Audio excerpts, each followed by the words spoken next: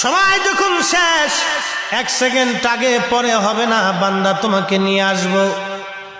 বান্দার ডাক এসে গেল, ফেরেশতা আজরাইল তার রূহ কবজ করে নিয়ে চলে গেল। 2 দল ফেরেশতা আসছে, একদল জান্নাতি আর একদল জাহান্নামী। 2 দল ফেরেশতা বদনবাদ শুরু করলো, বিতর্ক। জান্নাতি দল বলল, আমরা তাকে জান্নাতে নিয়ে যাব।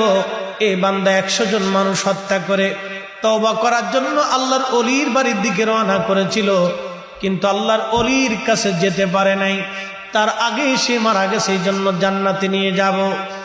জাহান্নামী ফেরেশতারা বলে, না না, আমরা তাকে জাহান্নামে নিয়ে যাব, কারণ লোকটি তওবা করতে পারে নাই, যাওয়ার আগেই মারা গেছে, এই জন্য আমরা তাকে জাহান্নামে নিয়ে যাব। আল্লাহ পাক একজন ফেরেশতাকে পাঠাইলেন, আল্লাহ তো সবই জানেন। পাঠিয়ে দিয়ে বলেন, ফেরেশতা